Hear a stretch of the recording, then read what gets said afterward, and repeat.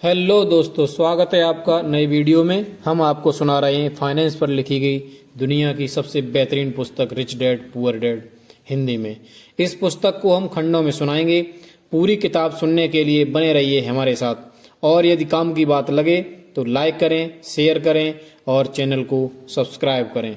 अच्छा यह होगा कि तुम बचपन से ही ये सोचना शुरू कर दो कि तुम अब जिंदगी के सबसे बड़े सबक को देख रहे हो। अगर तुम इस सबक को सीख लेते हो तो तुम बहुत ज्यादा आज़ादी और सुरक्षा भरी जिंदगी का सुख ले सकते हो। अगर तुम यह सबक नहीं सीख पाते हो तो तुम भी मिसेज मार्टिन और इस पार्क में खेल रहे ज्यादातर लोगों की तरह ही बन जाओगे। वे बहुत ज्यादा मेहनत करते हैं परंतु उसके बदले में उन्हें बहुत कम पैसे मिलते हैं। वे नौकरी की सुरक्षा के मोह में फंसे रहते हैं। हर साल मिलने वाली 3 हफ्ते की छुट्टियां और 45 साल तक काम करते रहने के बाद मिलने वाली थोड़ी सी पेंशन के सपने देखते रहते हैं।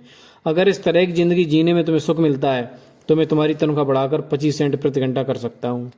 मैंने पूछा, परंतु ये लोग अच्छे लोग हैं और मेहनती भी हैं, फिर आप उनका मजाक क्यों उड़ा रहे हैं? अमीर डैडी के चेहरे पर मुस्कान आ गई। मिसेज मार्टिन मेरे लिए माँ जैसी हैं। मैं इतना कठोर नहीं हो सकता कि उनका मजाक उड़ाऊं। यह कठोर लगता जरूर है क्योंकि मैं तुम्हें दोनों के सामने स्थिति स्पष्ट करना चाहता हूँ, और वह भी आसान शब्दों में। मैं तुम्हारे नजरिए को बड़ा करना चाहता हूँ ताकि तुम कुछ आगे भी देख सको, दूर तक देख सको। ज्यादातर लोगों को आगे देखने का फायदा कई बार सिर्फ इसलिए नहीं मिल पाता है क्योंकि उनके देखने का दायरा बहुत छोटा होता है। ज्यादातर लोग जिस जाल में फंसे हुए हैं वे उसे देख ही नहीं पाते। माइक और मैं वहां पर सोचते हुए बैठे रहे क्योंकि हम उनकी बातों का मतलब पूरी तरह से नहीं समझ सके थे। उनकी बातें सुनने में कठोर और कड़वी लग रही थीं, परंतु हम ये भी जानते थे कि वे हमें कुछ सिखाने की काफी कोशिश कर रहे थे। मुस्कुराहट के साथ अमीर डैडी ने कहा, क्या 25 सेंट प्रति घंटे का ऑफर अच्छा नहीं लगा? क्या इससे दिल की धड़कन तेज नहीं हुई? मैंने अपना सिर ना मिलाया, जबकि असल में ऐसा ही हुआ था। 1 घंटे काम के बदले में 25 सेंट मेरे हिसाब से बहुत बढ़िया सौदा था। डैडी ने शरारती मुस्कान के साथ दोबारा कहा, अच्छा मैं तुम्हें 1 घंटे के $1 दूंगा। अब मेरा दिल तूफान मेल की तरह दौड़ रहा था। मेरा दिमाग चीख चीख कर कह रहा था, इनकी बात मान लो। मुझे अपने कानों पर भरोसा नहीं हो रहा था, परंतु फिर भी मैं चुप रहा। डैडी ने फिर कहा, अच्छा मैं $2 प्रति घंटे दूंगा। मुझे ऐसा लगा कि मेरे छोटे से 9 साल पुराने दिमाग में किसी ने बम फोड़ दिया हो। 1956 में $2 प्रति घंटे की कमाई मुझे दुनिया का सबसे अमीर बच्चा बना देती। मैं इतना सारा पैसा कमाने की कल्पना भी नहीं कर सकता था। मैं हाँ कहना चाहता था। मैं सौदा पक्का करना चाहता था। मुझे नई साइकिल दिख रही थी, नए बेसबॉल के ग्लव्स दिख रहे थे। मेरे पास कड़क नोट देखकर मेरे दोस्तों की जलन तारीफ भी मुझे साफ दिख रही थी। सबसे बड़ी बात तो यह थी कि जिमी और उसके अमीर दोस्त मुझे फिर कभी गरीब नहीं कह सकते थे, परंतु किसी वजह से मैं खामोश खड़ा रहा।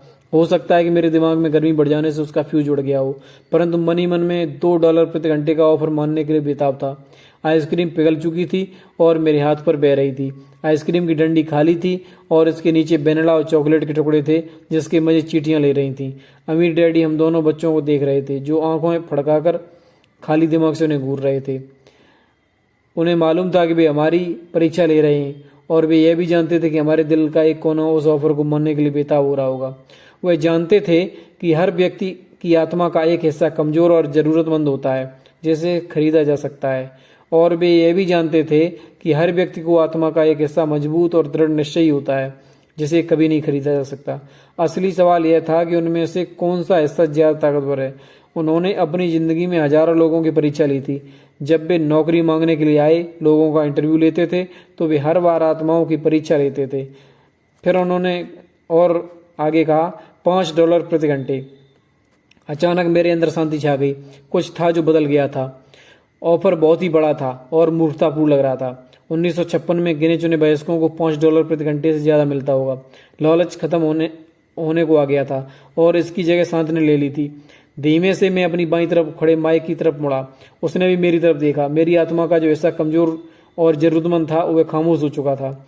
मेरा वो हिस्सा जिसे खरीदा नहीं जा सकता था वह आगे आ चुका था। मेरे दिमाग और आत्मा में पैसे को लेकर हुए इस युद्ध में शांति और विश्वास जीत चुके थे। मैं जानता था कि माइक भी इसी बिंदु पर पहुंच चुका होगा। अमीर डैडी ने धीमे से कहा, अच्छा ज्यादातर लोगों की एक कीमत होती है और उनकी कीमत इसलिए होती है क्योंकि हम सभी में 2 भावनाएं होती हैं, डर और लालच। पहले तो पैसे के बिना रहने का डर से हमें कड़ी मेहनत करने की प्रेरणा मिलती है। इसके बाद जब हमें तनख्वाह मिलती है तो हमें लालच या इच्छा की भावना जाग जाती है। पैसा होने पर हम उन बढ़िया चीज़ों के बारे में सोचने पर मजबूर हो जाते हैं जो उस पैसे से खरीदी जा सकती हैं। इस तरह हमारी ज़िंदगी का एक पैटर्न बन जाता है। मैंने फिर पूछा किस तरह का पैटर्न? सुबह जागने, काम पर जाने, खर्च करने, सुबह जागने, काम पर जाने, खर्च करने। लोगों की जिंदगी हमेशा डर और लालच इन्हीं दो भावनाओं से चलती है। उन्हें अगर ज्यादा पैसा भी दे दो तो वे इसी पैटर्न पर चलकर अपना खर्च बढ़ा लेंगे। इसी पैटर्न को मैं चूहा दौड़ कहता हूँ।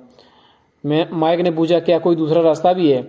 अम्मी डैडी ने धीमे से कहा हाँ, परंतु इसे बहुत कम लोग खोज पाते हैं। और वह रास्ता क्या है? माइक ने पूछा। उसी रास्ते को तुम लोग काम करते हुए मेरे साथ सीखते हुए खोज लोगे। मैं यही उम्मीद करता हूँ, इसी कारण मैंने तुम्हें पैसे देना बंद कर दिया है। इस बारे में मैं कोई संकेत तो दीजिए, माइक ने कहा। हम लोग मेहनत से काम करते करते थक चुके हैं, खासकर तब जब इसके बदले में हमें कुछ नहीं मिल रहा है। पहला कदम तो यह है कि तुम लोग सच बोलो, अम्मी डैडी ने कहा। मैंने कहा हम लोग झूठ बोल ही नहीं रहे। तो डैडी ने जवाब दिया, मैंने कब कहा कि तुम लोग झूठ बोल रहे हो? मैं तो यह कह रहा हूँ सच्ची बात कह देनी चाहिए। मैंने पूछा किस बारे में? इस बारे में कि तुम लोगों को कैसा लग रहा है। अम्मी डैडी ने कहा तुम्हें यह किसी और से कहने की जरूरत नहीं है, सिर्फ अपने आप से सच बोलो।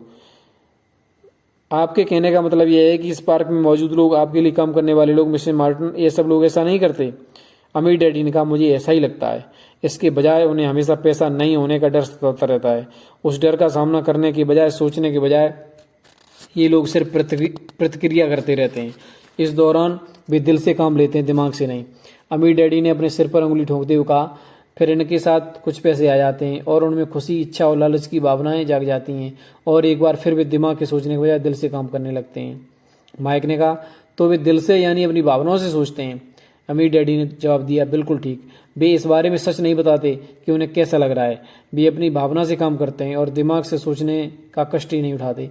उन्हें डर लगता है कि वे नौकरी करने जाते हैं और आशा करते हैं कि ज्यादा पैसे आने से उनका डर दूर हो जाएगा, परंतु ऐसा नहीं होता है। वही पुराना डर उन्हें फिर से सताने लगता है। वे फिर से नौकरी करने जाते हैं और फिर आशा करते हैं कि पैसा उनके डर को कम कर देगा, परंतु ऐसा नहीं होता। डर के ही कारण वे नौकरी के जाल में फंसे रहते हैं।